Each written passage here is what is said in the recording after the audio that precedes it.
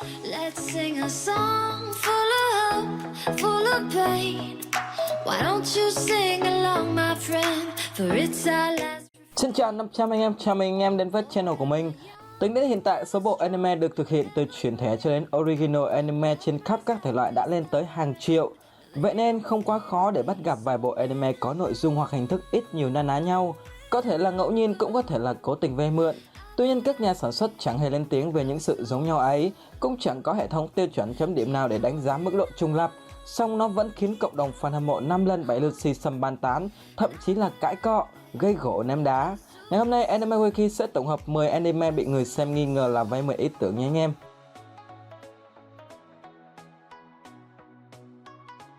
Hakusai được phát hành năm 2002 là những viên gạch đầu tiên khởi động cho thể loại anime isekai phát triển. Series game này cũng được chuyển thể hoạt hình sau đó. Trong thế giới của Hak, nhân vật chính không thể đăng xuất khỏi game MMORPG, tương tự như các người chơi khác vào room game chung với cậu. Ngoài ra họ còn phát hiện nếu chết trong game thì sẽ tương tự như ngoài đời thật. Sword Art Online cũng có bối cảnh khá giống, tuy nhiên sao có hướng đi đơn giản, lồng ghép chi tiết lãng mạn, đầu tư hình ảnh âm thanh khủng hơn, vì thế dễ dàng chiếm được trái tim người xem trẻ tuổi. Trong khi fan Hak cho rằng Sao đã lấy ý tưởng và giành hết vinh quang của Hak, fan của Sao quả quyết phần mở đầu chỉ là một chi tiết vay mượn nhẹ. Thế nhưng chuyện cũng không quá quan trọng, Hak rẽ sang những hướng mới và chẳng còn liên hệ gì với mô típ Dead or Alive nữa. Darling in the Franxx lúc mới ra lò đã giành được nhiều sự chú ý cũng như cảm tình của khán giả. Ban đầu câu chuyện chỉ sương sương kể về những mối tình trẻ con nửa ngây ngô nửa ngang trái, nhưng càng về sau, cách kể chuyện, giải quyết mâu thuẫn, phát triển nhân vật mỗi lúc gợi cho người ta nhớ về series vang bóng một thời Neon Genesis Evangelion. Cũng bối cảnh nhân loại sắp diệt vong, anh hùng lái mecha cứu thế giới, người cha bắt ép cậu con trai gồng gánh, hình mẫu nhân vật nữ tựa người mẹ, vân vân và mây mây. Tất cả đều khiến khán giả ngày càng tin chắc Darling in the Franxx đang là phiên bản đạo nhái của NGE. Ngoài ra, fan của Neon Genesis Evangelion còn gọi Darling in the Franxx là hỗn hợp của 80% Neon Genesis Evangelion và 20% còn lại từ Eruka 7, Diebuster Gurren Lagann, Star Drivers, vân vân và mây mây. Dẫu thế, Darling in the Franxx vẫn bằng cách nào đó đủ sức làm những trái tim ngây dại phát cuồng. Thậm chí fan hâm mộ đã một mực khăng khăng bộ phim là tuyệt tác hoàn mỹ nhất. Sĩ Takashi Kazuki từng chia sẻ đáng lẽ Yuigo sẽ bao quát tất tần tật board game, mỗi lại một vài trận thôi. Dĩ nhiên Thánh Hắc Yui sẽ win tất cả bằng đạo lý tình bạn, nhưng ban biên tập đã nhận ra tiềm năng của card game và yêu cầu bộ truyện theo đuổi trò này đến cùng. Yu-Gi-Oh trở thành bộ manga lẫn anime chuyển thể về card game đình đám nhất từ trước đến nay. Sinh sau để muộn, các bộ anime về card game như Duel Master Vanguard Card Fight đã phải mang tiếng là ăn theo Yu-Gi-Oh. Dù vậy, các khán giả đồng tình Vanguard Card Fight có những đổi mới về luật, hơn nữa cốt truyện cũng vô cùng hấp dẫn. Như thể Yu-Gi-Oh và Pokemon đang dung hợp, còn Duel Master bị đánh giá thấp hơn. Thiết kế nhân vật của Duel Master được cho là khô cứng, dập khuôn, tẻ nhạt hơn so với Yu-Gi-Oh lẫn Vanguard Card Fight. Cặp đôi hoàn hảo này lại là một trận tranh cãi gay gắt khác khi cả hai bộ anime đều được một tay Wit Studio thực hiện. Trong khi Shingeki no Kyojin được chuyển thể từ nguyên tác manga của họa sĩ Isama Hajime được fan ủng hộ hết lời khen ngợi, thì Kotetsuyo no Kabaneri, một original anime, lại bị xem là cái bóng ăn theo Shingeki no Kyojin.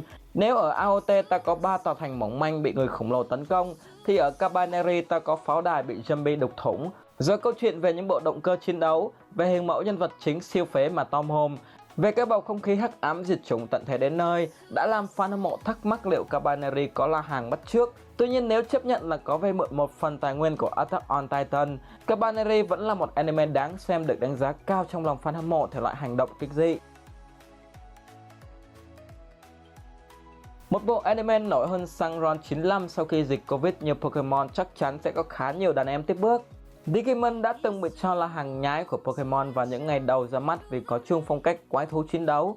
Nhưng khi ngã ngũ, Digimon cho thấy mình với Pokemon chẳng có khỉ gì chung chạm ngoại trừ chữ Mon trong tiêu đề.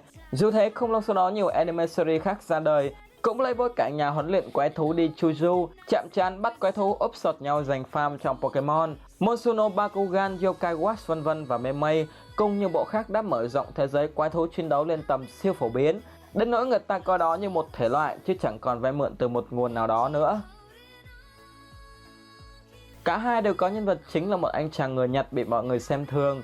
Hai người đều nhận sức mạnh siêu bá từ một cô gái bí ẩn có năng lực siêu phàm.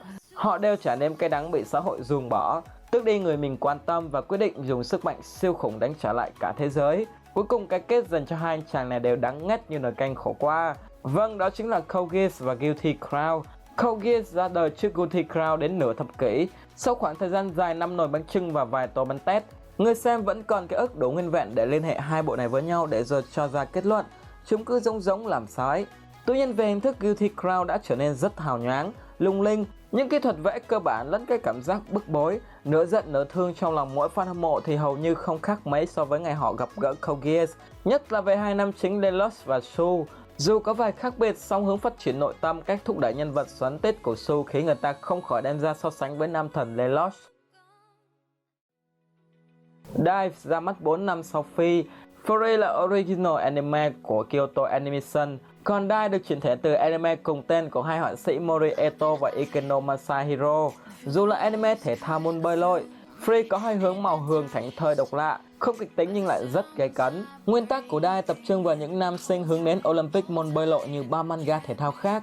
Tuy nhiên chẳng hiểu studio Jeroji nghĩ gì lại chuyển thể Dive từ tựa như Free. Một chút lê mê, một chút nhiệt huyết, một chút hài hước, cứ mỗi thứ một chút và Dive, anime biến thành phiên bản trai đẹp đi lặn của Free. Cách tạo hình nhân vật chính của Dive cũng khiến người xem liên tưởng đến Haruka về ngoại hình, về tính tình, suy nghĩ đến cả bầu không khí quanh nhân vật. Nhưng đau lòng hơn, Dive bị đánh giá tệ hơn các anime thể thao khá nhiều. Ngày nay có anh Men cùng chị Men vì mạnh vô song không ai địch nổi, đâm ra chán nản với thế giới hiện tại, bèn được isekai sang dị giới. Tại thế giới mới, họ được yêu cầu tham gia những trò chơi khó nhằn và bất công siêu cấp, với đối thủ mà họ phải chống lại nằm ở đẳng cấp thần thánh trở lên. Nhưng bằng trí tuệ siêu việt cùng kỹ năng thượng thừa, họ ngang nhiên bán hành nguyên rủa cho các ma vương, quỷ vương, thánh thú vân vân và mấy mây. Giống như là thế, tuy nhiên fan hâm mộ No Game No Life phủ nhận anime này vay mượn từ Mondaji. Nếu so sánh nguyên tắc light novel thì phần giống nhau này chẳng đáng kể để bị gọi là sao chép. Dù vậy, màn chuyển thể của Madhouse có phần khá trùng lặp với Dio Media trong khâu ý tưởng dàn dựng, chế tác hình ảnh, ví dụ như những bối cảnh rộng hoành tráng, hình ảnh hóa luật chơi, tối giản câu chữ thay vào đó bằng cử chỉ, hành động nhân vật vân vân và mấy mây. Sau tất cả, phần đông khán giả phải công nhận không có sao chép copy gì, chẳng qua là học hỏi phát huy những điểm mạnh của người đi trước đúng nơi đúng chỗ mà thôi. Sau sự kết thúc huyền thoại Naruto, nửa năm sau đó Pierrot ra mắt một tân binh đáng gờm, có thể cạnh tranh với những đối thủ shonen khác, đó chính là Black Clover. Ngay khi những tập đầu tiên ra mắt, từ những người mới xem cho đến fan hâm mộ đều nhận định rằng Black Clover rất giống Naruto. Cũng chính từ đó mà xảy ra vô số cuộc đụng độ nảy lửa giữa hai bên vẫn chưa có hồi kết. Naruto và Asta đều mồ côi, được nhận nuôi ngay từ nhỏ, có một ước mơ cháy bỏng, một tính cách ồn ào loi choi, đều bị người đời coi thường và có một cậu bạn điềm tĩnh đầy tài năng vân vân. Nếu nhận xét một cách công bằng, chúng ta không thể phủ nhận những điều kể trên giống nhau đến giật mình, khó mà có câu trả lời thỏa đáng. Dù là vậy, Black Clover vẫn là một bộ anime có mạch truyện lôi cuốn đáng xem. Những điều kể trên dù đúng hay không thì cả hai bộ anime đều rất xứng đáng và đưa vào sử sách huyền thoại anime. Đây là cặp đôi cuối cùng và cũng là cặp đôi dính phốt nặng nhất trong danh sách. Theo một số trang tin của Hàn Quốc thì bộ phim hoạt hình mới nhất của đất nước này mang tên Lost in the Moonlight đang vấp phải khá nhiều lời chê trách của khán giả trong và ngoài nước. Đa phần ý kiến đều cho rằng phim đã đạo nhái lại khá nhiều ý tưởng, hình ảnh và cả cốt truyện của anime Spirit Away. Spirit Away là tựa phim hoạt hình vô cùng ý nghĩa, mang nhiều bài học nhân văn sâu sắc. Phim được Studio Ghibli sản xuất vào năm 2001 và đã trở thành một trong những tác phẩm huyền thoại. Bộ phim dính nghi án đạo nhái lại Spirit Away này mang tên Lost in the Moonlight do đạo diễn Kim Hyo-jo thực hiện. Phản ứng trước những lời chỉ trích trên, vị đạo diễn này cho rằng mọi người nên xem phim trước và nếu xem kỹ thì sẽ nhận ra rằng không hề có sự trùng lặp quá nhiều như dân tình đồn đại. Vẫn chưa biết thực hư ra sao, nhưng hiện tại phim đã liên tục bị dislike trên các mạng xã hội Hàn Quốc bởi lượng fan đông đảo của Spirit Away. Tất cả những sự tương đồng trên có thể chỉ là ngẫu nhiên, hay có thể là hữu ý, hay cũng có thể chỉ là do fan hâm mộ nhạy cảm lúc lắc trong trí óc quá đa. Những nghi án vẫn mãi là sự nghi hoặc ngờ vực và sẽ chẳng bao giờ có câu trả lời thỏa đáng. Cảm ơn anh em đã xem video này. Xin chào và hẹn gặp lại anh em ở những video sau của Anime Wiki.